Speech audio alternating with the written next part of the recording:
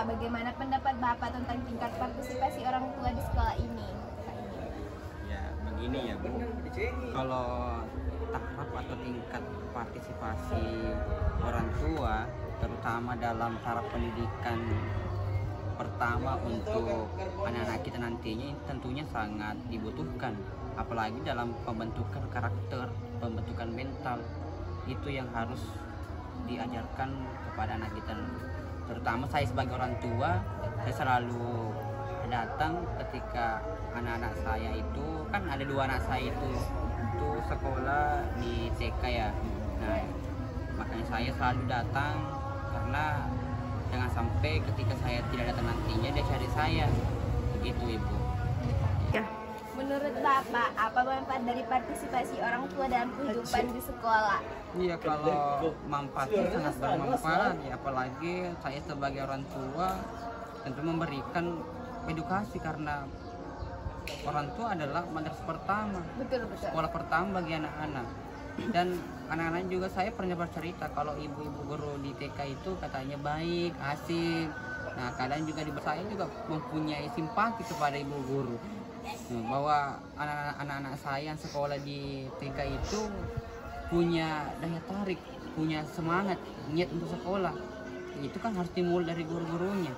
Karena banyak yang viral itu, banyak guru TK mencambuk anaknya, anak muridnya. Nah, itu yang harus saya waspadai. Tapi di TK tempat anak-anak saya sekolah itu katanya baik-baik semua. Alhamdulillahnya semenjak hari itu kadang juga saya cuma antar, tapi kalau ada waktu luangnya kadang bilang itu. Oke, pertanyaan terakhir Pak. Apakah Bapak merasa informasi dari sekolah cukup untuk memahami kegiatan dan perkembangan anak Bapak? Sangat. Iya. Karena kenapa? Kita kan sudah di era modern ya. Anak muda sering bilang kita ke generasi Z, Gen Z kata mereka. Nah, informasi ini sangat dibutuhkan, terutama dalam jangkauan ketika orang tua jauh dari orang tuanya. Ini bisa menjangkau secara kultural. Itu Ibu ya. Bagaimana kita sebagai guru orang tua dapat lebih aktif berpartisipasi dalam kegiatan di sekolah? Kalau biasanya itu di sekolah sudah lebih aktif orang tua melakukan pertemuan atau kayak contohnya perpisahan, di situ bisa ikut berpartisipasi orang tua ikut berkontribusi untuk kayak bagaimana mengetahui kegiatan-kegiatan di sekolah. Pertanyaan yang kedua, apa manfaat dari keterlibatan orang tua dalam pendidikan anak di sekolah? Manfaatnya tuh mungkin kalau manfaatnya itu kegiatan di sekolah sebenarnya banyak sih, supaya lebih mengerti lagi orang tua bagaimana anaknya di sekolah, terus bisa lebih mereka terapkan di rumah, kayak bisa konseling kepada guru bagaimana anaknya di sekolah supaya di rumah juga bisa mereka sebagai orang tua bisa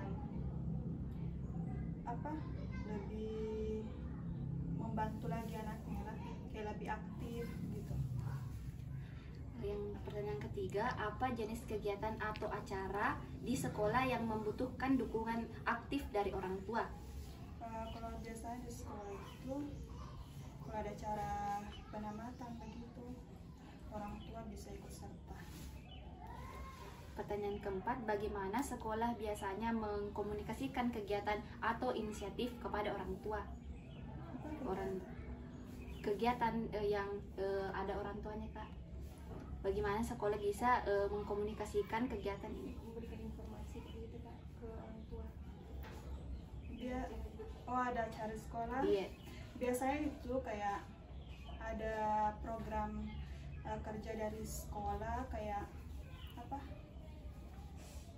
kayak profil Pancasila begitu, kayak perlu gotong royong orang tua dengan siswa-siswanya. Kayak contoh pembuatan kemarin itu di sekolah ada acara